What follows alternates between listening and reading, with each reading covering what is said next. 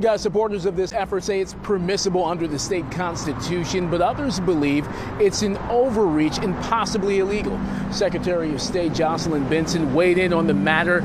She is convinced it will do more harm than good.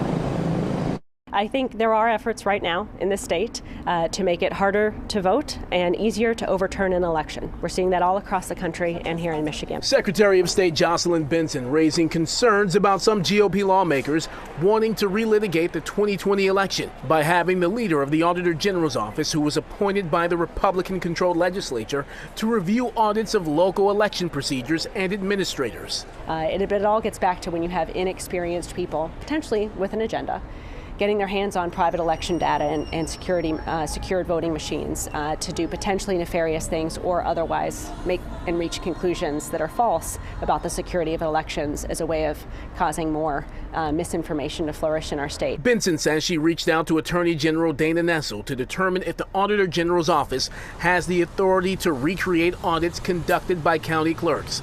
In addition to the more than 250 audits of last year's election, the State Senate Oversight Committee found there was no evidence of widespread or systematic fraud.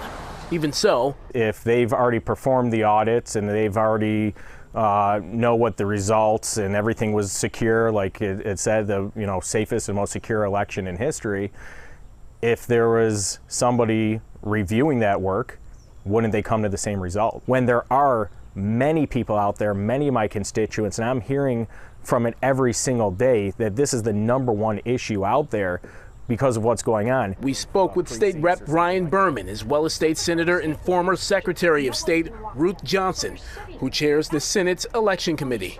They both support the Auditor General giving post-election audits a once-over. Both are Republicans. Benson and Nessel are Democrats. Secretary of State Benson should not be trying to hinder the review of her post-election audits. And as the past Secretary of State, I always welcome the Auditor General's work to point out areas that could help me make the office better. And I'm very concerned that Secretary Benson doesn't want an independent, professional, third-party audit of our elections in Michigan. Our election processes have withstood significant scrutiny over the past 8 months, and we have met every question. We have met every sincere effort to look with data into the processes of our elections. The spokeswoman for Attorney General Dana Nessel says that the request from Jocelyn Benson is still under review. We reached out to the Auditor General's office for comment. No response just yet.